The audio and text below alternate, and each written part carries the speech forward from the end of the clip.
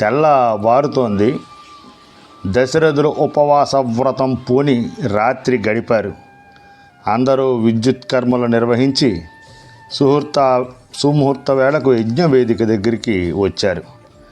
పెళ్లివారిని ద్వారంలోనే నిలబెట్టి వశిష్ఠుల వారు జనక మహారాజు దగ్గరికి వచ్చారు.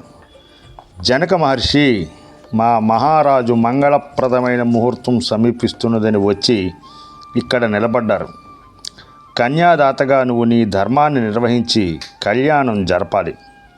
ఇది దాతృ ప్రతిగృహితల మనోభిష్టం అన్నారు.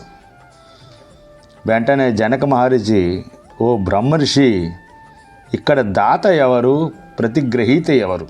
ఇదంతా మీదే అని మనవి చేసుకున్నాను. మీ ఇంట్లో ఏం జరగాలో అది జరిపించుకోండి.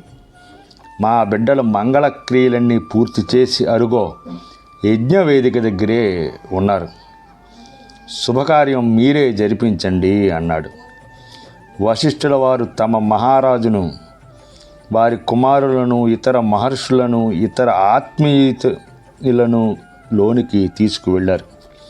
శతానంద విశ్వామిత్రులు పురస్సందోహరులుగా జనక మహారాజు శుభకార్యం నడిపించమన్నారు. యజ్ఞశాల మధ్యలో కళ్యాణ వేదిక. దాన్ని గంధ పుష్పాక్షతలతో అలంకరించారు.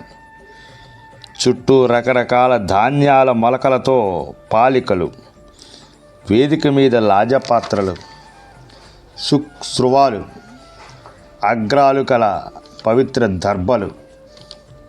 అగ్ని వెలిగింది. అప్పటికే సర్వాభరణాలతో సీతాదేవిని, ఉర్మిళను, మాండలిని, శృతకీర్తిని అలంకరించారు. అటుపక్క రామ, లక్ష్మణ, భరత, శత్రుఘ్నులు మంత్ర జలాలతో ముందుగా సీతారాముల కన్యాదానం చేశారు. ఆ తర్వాత ఉర్మిళకు, మాండవికి, శృతకీర్తికి పాణిగ్రహణం జరిపించారు. దేవతలందరూ మంగళాశిష్యులు అందచేశారు. వశిష్ఠుల వారి ఆదేశానుసారం ముందుగా అగ్నిహోత్రునికు, దశరథ ప్రభువుకి, తదుపరి మహర్షి సంఘానికి నమస్కారపూర్వకంగా ప్రదర్శన చేశారు. అందరూ విడిది భవనాలకు వెళ్ళారు. విశ్వామిత్రుడు తన ఆశ్రమానికి వెళ్ళిపోయాడు. ఆ విధంగా మిథిలా నగరంలో సీతా కళ్యాణం వైభవోపేతంగా జరిగింది. జనక మహారాజు సముచిత సత్కారాలు జరిపించాడు. సంతుష్టుడైన దశరథుల వారు కొడుకులు, కోడళ్లతో అయోధ్యకు బయలుదేరారు. కొంత దూరం సాగగానే దుశ్శకునాలు ప్రారంభమయ్యాయి దశరథుడికి. ఏమిటి అపప్రదం? వచ్చే ఎపిసోడ్లో చూద్దాం. స్వస్తి.